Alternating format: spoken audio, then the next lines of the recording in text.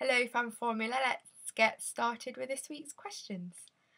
I think it's great that the midfield teams are battling it out with top teams like Ferrari and Mercedes because it makes the races so much more exciting and enjoyable to watch. After the season that Williams had last year, I would have never predicted that they'd be racing where they were in Australia. Obviously, it would have been even better if they'd both been able to finish, but karma got Maldonado for what he did to Roman Grosjean at the start of the race. Poor Roman Grosjean, I still feel really bad for him, but naughty Maldonado, you've been told.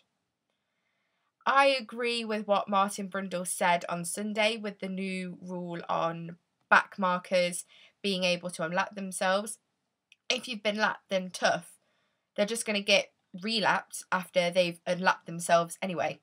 Plus, we saw the confusion that it caused on Sunday with Heikki Kovalainen unlapping himself before the first safety car line. It's a stupid rule in my eyes.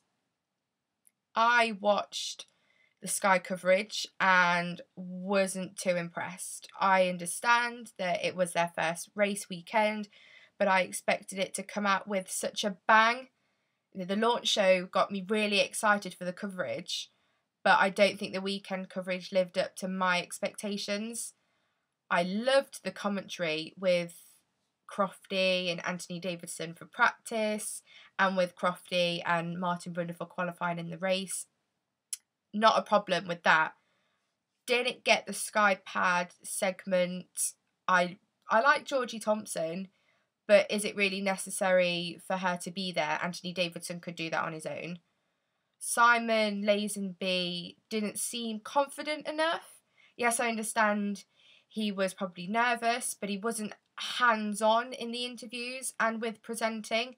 After the race, when McLaren invited them into the garage, when he was walking through the garage, his face was like, should I be here? I don't think I should, but I'll carry on walking anyway.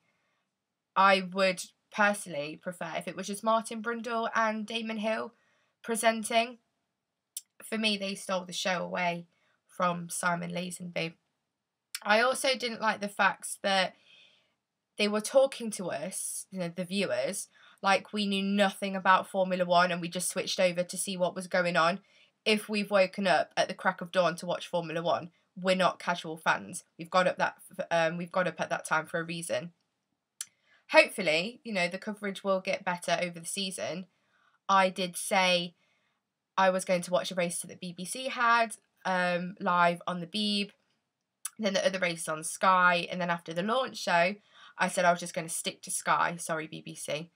But after the weekend coverage, I'm going back to my original plan and I'm going to be watching the BBC coverage that they have live.